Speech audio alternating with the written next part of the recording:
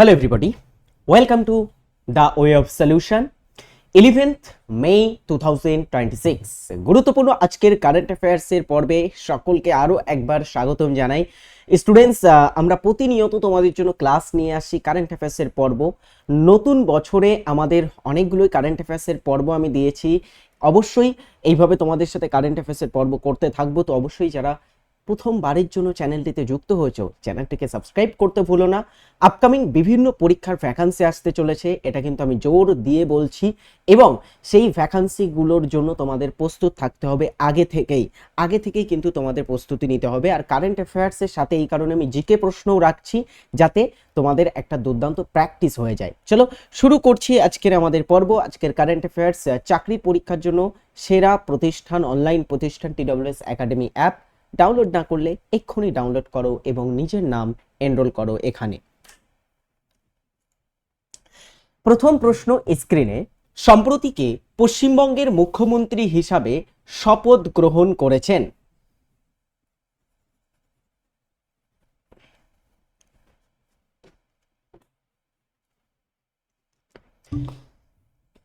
পশ্চিমবঙ্গের নতুন মুখ্যমন্ত্রী হিসাবে সম্প্রতিকালে শপথ গ্রহণ করেছেন শুভেন্দু অধিকারী।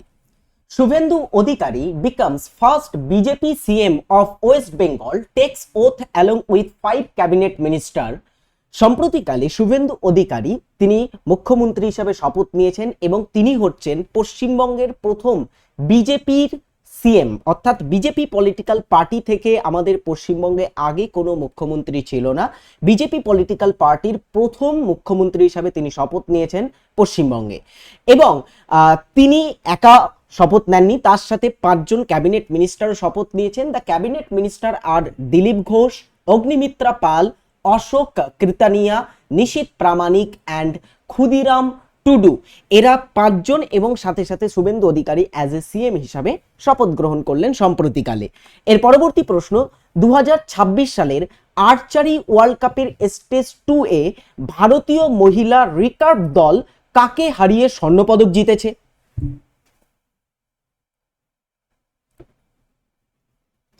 দু সালে অনুষ্ঠিত হচ্ছে আর্চারি ওয়ার্ল্ড কাপের স্টেজ 2।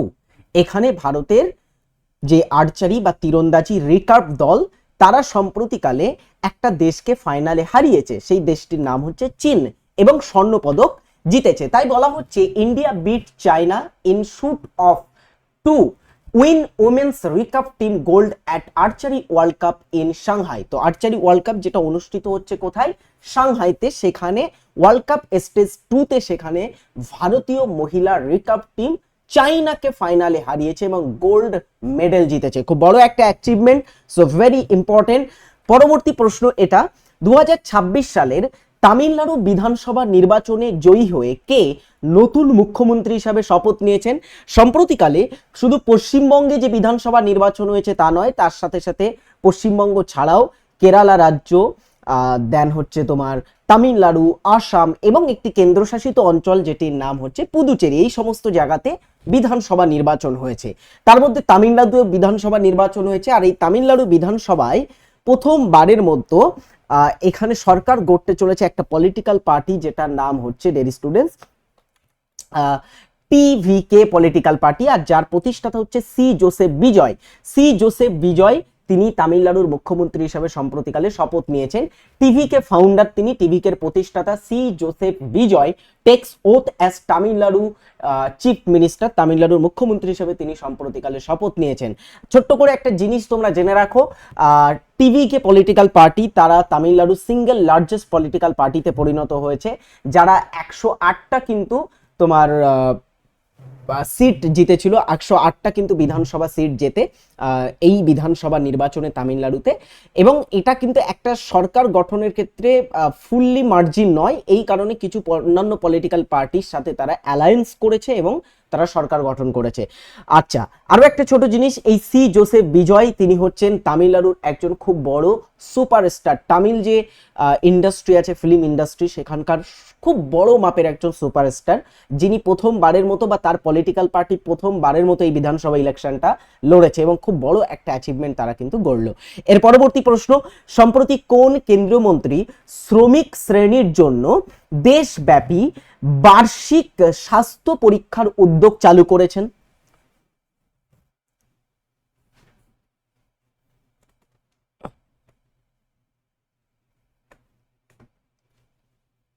4 নম্বর কারেন্ট অ্যাফেয়ার্সে বলা হচ্ছে সম্প্রতি একজন কেন্দ্রীয় মন্ত্রী শ্রমিক শ্রেণীর জন্য দেশব্যাপী বার্ষিক স্বাস্থ্য পরিষেবা উদ্যোগ চালু করেছেন। তিনি হলেন ডক্টর মনসুখ মান্ডব্য।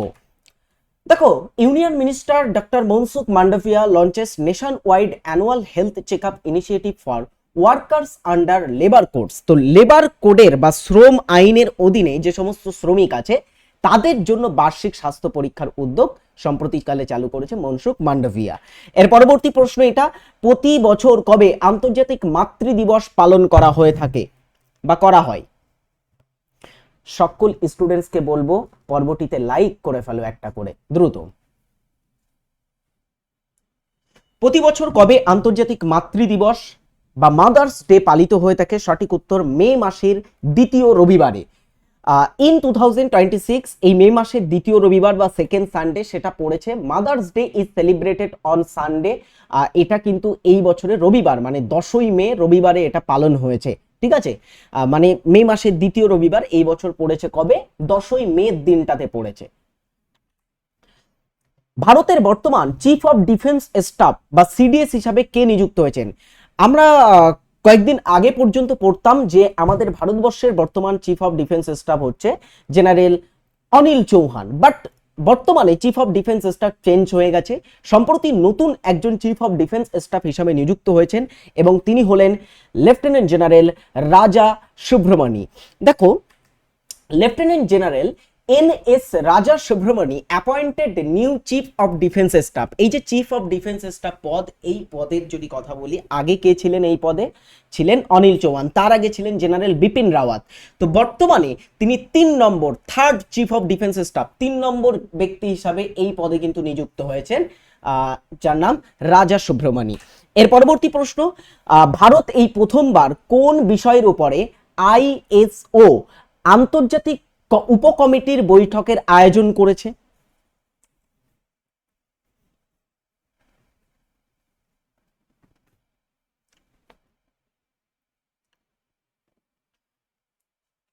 আরো একবার পড়ছি প্রশ্নটা, ভারত এই প্রথমবার কোনো একটা বিষয়ের উপরে, নিম্নে যে কোনো একটা বিষয় হবে, কোন বিষয়ের উপরে আইএসও আন্তর্জাতিক উপকমিটির বৈঠকের আয়োজন করেছে? স্পেস সিস্টেম অপারেশনস, কৃত্রিম বুদ্ধিমত্তা, সমুদ্র গবেষণা নাকি সাইবার নিরাপত্তা? সঠিক উত্তর হচ্ছে স্পেস সিস্টেম ও অপারেশনস, স্পেস সিস্টেম এবং অপারেশনস। দেখো, India host ISO international sub committee meetings on space system and operation for the first time.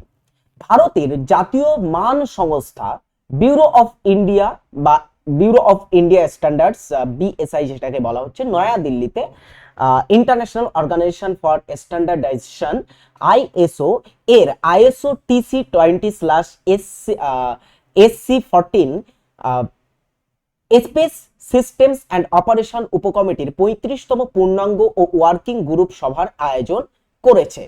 এর পরবর্তী প্রশ্ন, সম্প্রতি কোন রাজ্য সরকার ট্রাফিক আইন লঙ্ঘনকারীদের জন্য one time traffic challan settlement scheme চালু করেছে?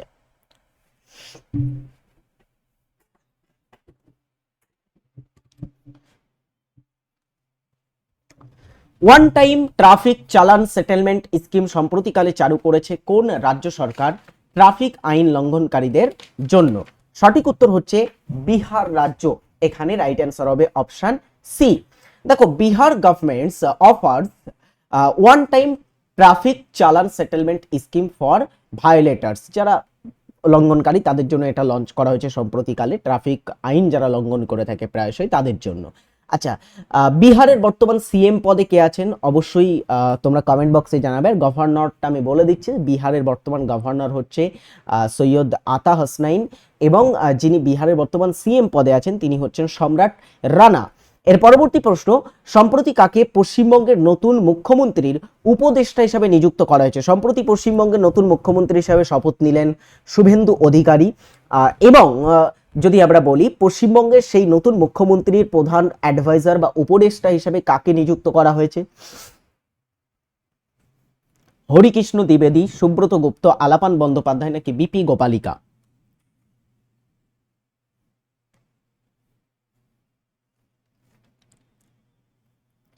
সঠিক উত্তর হচ্ছে সুব্রত গুপ্তকে। দেখো, সুব্রত গুপ্ত ইসিআই বা ইলেকশন কমিশন অফ ইন্ডিয়ার স্পেশাল অবজারভার ফর এসআইআর, যে স্পেশাল ইন্টেন্সিভ রিভিশন হয়েছিল পশ্চিমবঙ্গে, হ্যাঁ, তার কিন্তু তিনি স্পেশাল বিশেষ একজন পর্যবেক্ষক ছিলেন এবং তাকে অ্যাপয়েন্ট করেছে, appointed West Bengal CM adviser, তাকে নতুন মুখ্যমন্ত্রীর উপদেষ্টা হিসাবেও কিন্তু নিযুক্ত করা হয়েছে সুব্রত গুপ্তকে। এর পরবর্তী প্রশ্ন এটা, ভারতের কোন শহরে প্রথমবারের মতো সহকার সে সমৃদ্ধি ভিশনের অধীনে আঞ্চলিক সমবায় সংস্কার সম্মেলন অনুষ্ঠিত হলো?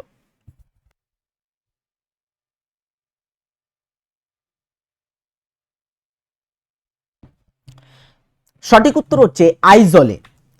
Aizawl hosts its first ever regional cooperative reform conference in Mizoram under the vision of সহকার সে সমৃদ্ধি। তো মিজোরামের আইজলে সম্প্রতিকালে সহকার সে সমৃদ্ধি ভিশনের অধীনে সমবায় সংস্কার সম্মেলন অনুষ্ঠিত হয়েছে, যেটা ভারতবর্ষে প্রথমবার ফার্স্ট এভার কিন্তু আয়োজিত হলো। এর পরবর্তী আমরা জিকে প্রশ্নে আসব। এই পর্যন্তই আমাদের 10টি গুরুত্বপূর্ণ কারেন্ট অ্যাফেয়ার্স, বেশ কয়েকটা অ্যাপয়েন্টেড বা নবনিযুক্ত ব্যক্তিদের সম্পর্কে কারেন্ট অ্যাফেয়ার্স ছিল এবং এ থেকে সমস্ত পরীক্ষায় কিন্তু প্রশ্ন আসতে পারে আমাদের। এরপরে আমরা জিকে প্রশ্ন দেখি। প্রথম জিকে স্ক্রিনে।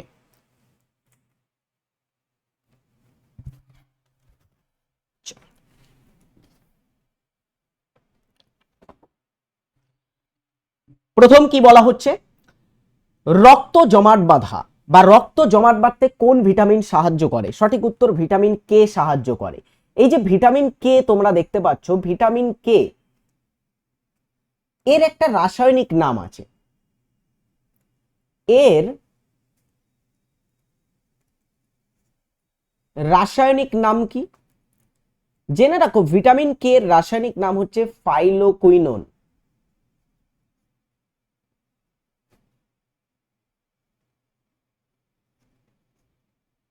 ঠিক আছে, ভিটামিন কে এর রাসায়নিক নাম কি? ফাইলোকুইনোন। ভারতের সংবিধানে কোন অনুচ্ছেদে অস্পৃশ্যতা দূরীকরণ সম্পর্কে বলা হয়েছে? আমাদের যে সংবিধান আছে, সংবিধানের একটা অধিকার আছে সাম্যের অধিকার, মৌলিক অধিকারের মধ্যেই পড়ে রাইট টু ইকুয়ালিটি বা সাম্যের অধিকার। সেই অধিকারের মধ্যেই আমরা দেখব একটা অধিকার হচ্ছে এই অধিকারটা অস্পৃশ্যতা দূরীকরণের অধিকার। 14 থেকে 18 নম্বর ধারার ভিতরে এটা আমরা পাবো এবং সেখানে 17 নম্বর অনুচ্ছেদটা আসে। 17 নম্বর অনুচ্ছেদে অস্পৃশ্যতা দূরীকরণের কথা বলা হয়েছে। ওকে, আনটাচেবিলিটি যেটা আছে সেটাকে দূরীকরণের কথা বলা হয়। 14 নম্বর ধারাটাও এখানে আসে, যেখানে right to equality before law, অর্থাৎ আইনের চোখে সবাই সমান, এই কথাটা বলা হয়েছে। 15 নম্বর অনুচ্ছেদটাও এর ভিতরে আসে, যেখানে বলা হয়েছে রাষ্ট্র কারোর সঙ্গে বৈষম্যমূলক আচরণ করবে না, রাষ্ট্রের কাছে সকলে সমান হবে। আর 21 নম্বর অনুচ্ছেদে আছে রাইট টু লাইফ, অর্থাৎ জীবনের স্বাধীনতার অধিকার আমরা পাচ্ছি। এটা স্বাধীনতার অধিকারের মধ্যে পড়ে আবার। হ্যাঁ, ভিনেশ ফোগাট কোন খেলায় কমনওয়েলথ গেমসের স্বর্ণপদক জিতেছিলেন? ভিনেশ ফোগাট।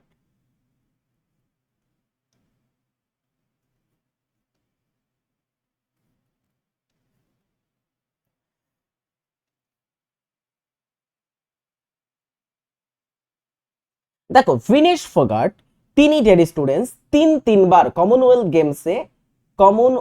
গেমসে স্বর্ণ জেতেন। ঠিক আছে, গোল্ড জেতেন 3বার। কবে কবে? ফার্স্ট হচ্ছে ডেড স্টুডেন্টস 2014 সালে, তারপরে 2018 সালে এবং 2022 সালের যে বার্মিংহাম কমনওয়েলথ গেমস হয়েছিল লাস্ট, সেখানে তিনি তিনবার স্বর্ণপদক জিতেছিলেন। এছাড়াও 2018 এশিয়ান গেমসে 2018 এশিয়ান গেমসে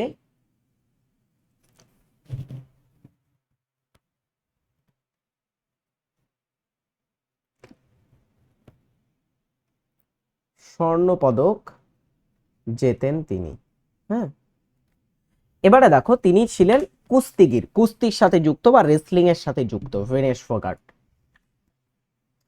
ধারা 356 অধীনে রাষ্ট্রপতির শাসন প্রথম কোন সালে প্রয়োগ করা হয়েছিল?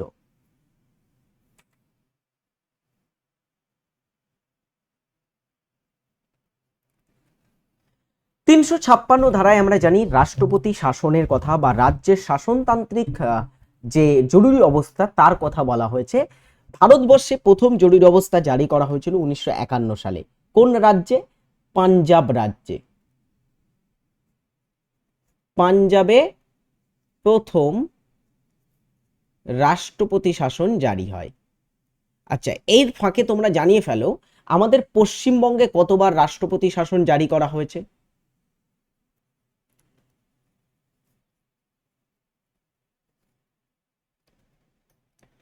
প্রথম রাষ্ট্রপতি শাসন জারি হয় পাঞ্জাবে। ওয়েস্ট বেঙ্গল বা পশ্চিমবঙ্গে 4বার রাষ্ট্রপতি শাসন জারি হয়। আর একটা জিনিস জেনে রাখো, মণিপুরে সবচেয়ে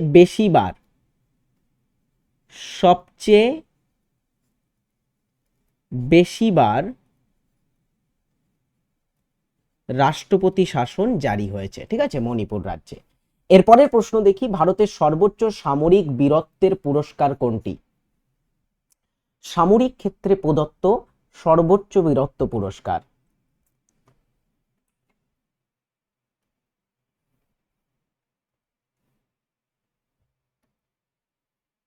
সঠিক উত্তর হবে পরমবীর চক্র। 1950-এ এটা প্রথম প্রদান করা হয় এবং এই পুরস্কারটা প্রথম প্রাপক কে ছিল জানো? প্রথম প্রাপক ছিলেন যিনি, তার নাম হচ্ছে মেজর সোমনাথ শর্মা। ঠিক আছে, চলো এর পরের প্রশ্ন। কম্পিউটারে বিজ্ঞানে ইউআরএল এর পূর্ণরূপ বা ফুল ফর্ম কি? কম্পিউটার সায়েন্সে বা কম্পিউটারে একটা শব্দ এটা ইউজ হয়, ইউআরএল শব্দ। এর অর্থ হচ্ছে কি? Uniform resource locator. Option A is right answer. Victoria cross প্রাপ্ত দক্ষিণ এশীয় সৈনিক কে ছিলেন? আচ্ছা, এটা প্রথম প্রাপক কে ছিলেন এটার? মানে প্রথম কে ভিক্টোরিয়া ক্রসটা পেয়েছিলেন দক্ষিণ এশীয় সৈনিকদের মধ্যে? What is Victoria cross?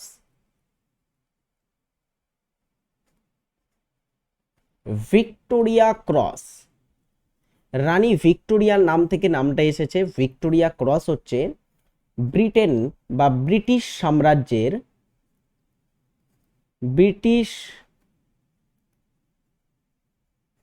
সাম্রাজ্যের সর্বোচ্চ সামরিক সম্মান। যেমন ভারতের সর্বোচ্চ সামরিক সম্মানের নাম কি?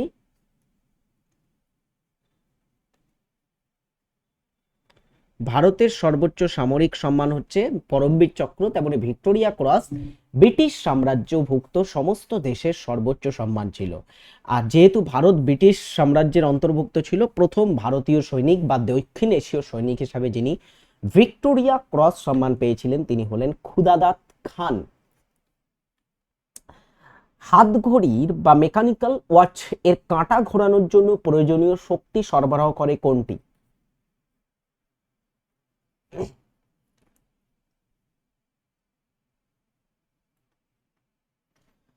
ঘড়ির কাঁটা ঘোরানোর জন্য প্রয়োজনীয় শক্তি সরবরাহ করে কোনটি? কুণ্ডলী পাকানো স্প্রিং। আর এর মধ্যে জেনে রাখবে, স্প্রিং এর মধ্যে স্থিতি শক্তি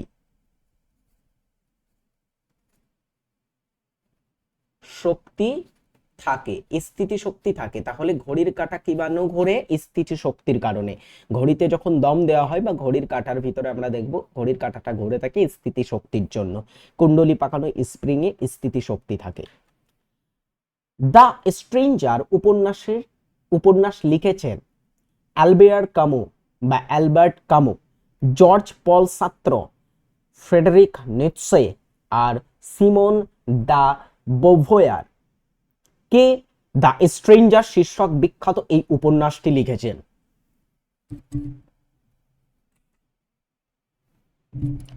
যিনি লিখেছেন দ্য স্ট্রেঞ্জার শীর্ষক বিখ্যাত এই উপন্যাসটি তিনি হলেন অ্যালবেয়ার ক্যামু, একজন ফরাসি লেখক। হ্যাঁ, মানবদেহের কোন গ্রন্থিকে মাস্টার গ্ল্যান্ড বা প্রভু গ্রন্থি বলা হয়?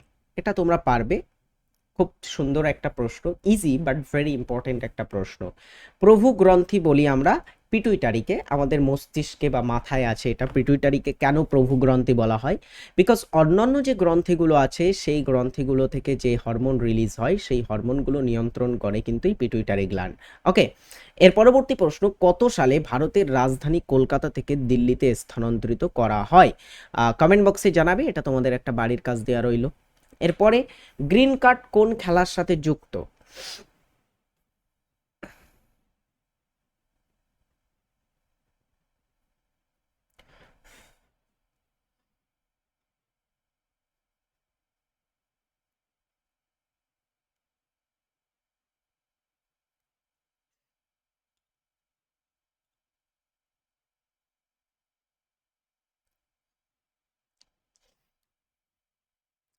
গ্রিন কার্ড কোন খেলার সাথে যুক্ত? অ্যান্সার হচ্ছে ফিল্ড হকি খেলার সাথে যুক্ত গ্রিন কার্ড শব্দটি, বা গ্রিন কার্ড বলে যে টার্মটা আছে সেটা যুক্ত ফিল্ড হকির সাথে। ফুটবল খেলার সাথে যুক্ত আছে এরকম দুটো কার্ড, একটা হচ্ছে হলুদ কার্ড আর একটা লাল কার্ড। লাল কার্ড হলুদ কার্ড ফুটবলে ব্যবহৃত হয়, বাট গ্রিন কার্ড ফিল্ড হকিতে। পৃথিবীর প্রথম পরিবেশ সম্মেলন কোথায় অনুষ্ঠিত হয়েছিল?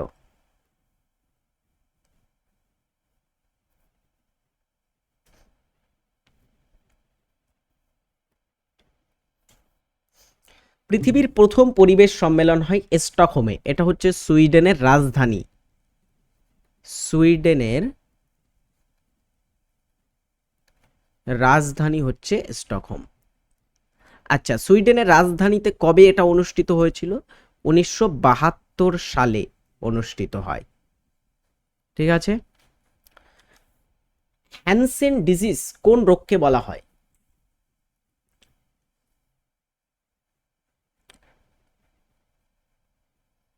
যক্ষা বা টিউবারকুলোসিস, কুষ্ঠরোগ বা লেপ্রে, ধনুষ্টঙ্কর বা টিটেনাস, নাকি প্লেগ?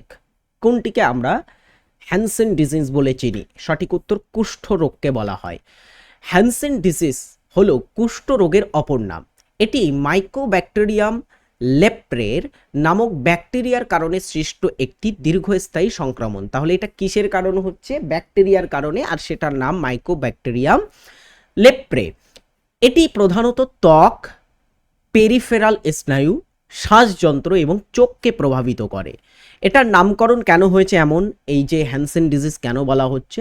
1873 সালে একজন নরওয়েজিয়ান বিজ্ঞানী ও চিকিৎসক, নরওয়েজিয়ান চিকিৎসক গেরহার্ড হ্যানসেন বা জেরহার্ড হ্যানসেন এই ব্যাকটেরিয়া আবিষ্কার করেছিলেন, তাই তার নাম অনুসারে এটাকে হ্যানসেন ডিজিজও বলা হয়। গদর পার্টি কত সালে এবং কোথায় প্রতিষ্ঠা হয়েছিল?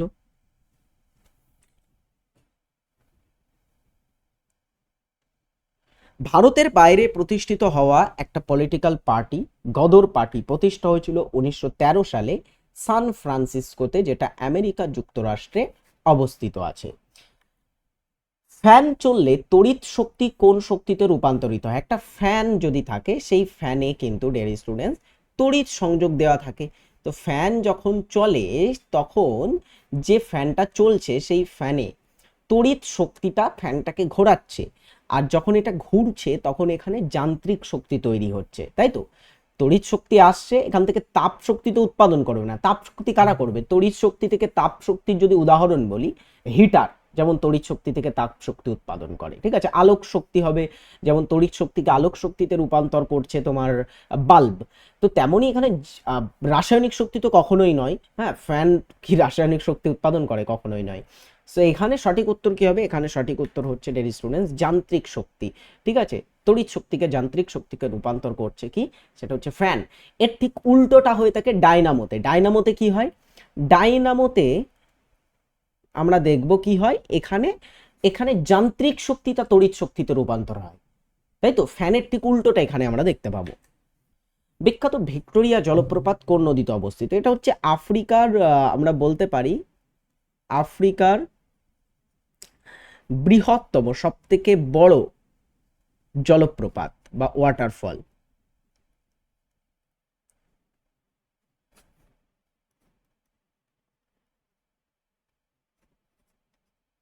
ভিক্টোরিয়া জলপ্রপাত এটা অবস্থিত আছে কোন নদীতে? অ্যান্সার হচ্ছে জামবেজি নদীতে। ওকে, জামবেজি নদীতে। বিখ্যাত ধোলাভিরা বর্তমানে কোন রাজ্যে অবস্থিত? এটা একটা হরপ্পান বা সিন্ধু সভ্যতার একটা সাইট।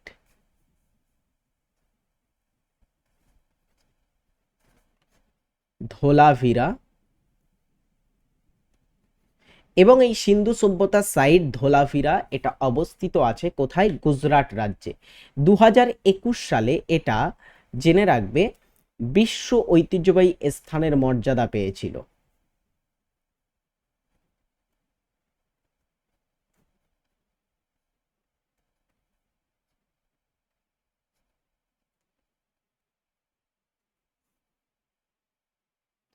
দু সালে এটাকে ওয়ার্ল্ড হেরিটেজ সাইটের ঘোষণা দেওয়া হয় ধোলাভিরাকে।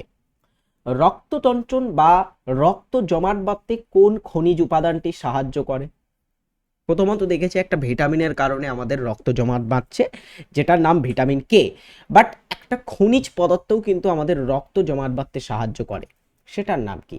অ্যান্সার হচ্ছে ক্যালসিয়াম। এটা কিন্তু আমাদের রক্ত জমাট বাঁধতে সাহায্য করে। জৈন ধর্মের 23তম তীর্থঙ্কর কে ছিলেন?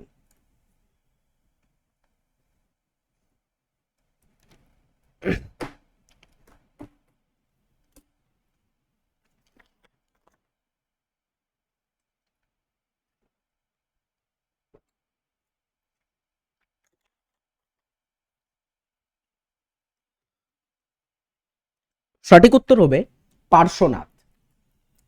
তুগলক বংশের কোন সুলতান টোকেন মুদ্রা প্রচলন করেছিলেন?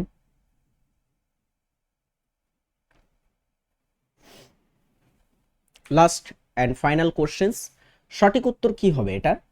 মোহাম্মদ বিন তুগলক প্রথম তুগলক শাসক যিনি টোকেন মুদ্রা প্রচলন করেছিলেন। চলো, দ্যাটস ইট আমাদের আজকের পর্বটিতে। সকলে যারা লাইক করোনি এখনো, অবশ্যই লাইক করে ফেলো, ক্লাসটিকে শেয়ার করো, সোশ্যাল মিডিয়াতে আমাদের ফলো করতে চাইলে অবশ্যই কিন্তু ফলো করতে ভুলবে না।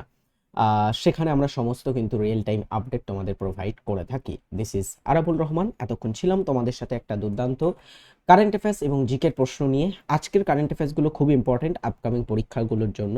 বেশ কয়েকটা আমরা অ্যাপয়েন্টমেন্ট রিলেটেড, যে চিফ মিনিস্টার, নতুন চিফ মিনিস্টার রিলেটেড প্রশ্ন পড়েছি, আবারও কিছু রাজ্যের চিফ মিনিস্টার সম্পর্কে আমাদের পড়তে হতে পারে। তো অবশ্যই সকলে পর্বটিতে এইভাবে প্রতিদিন কিন্তু জয়েন হবে। বাই।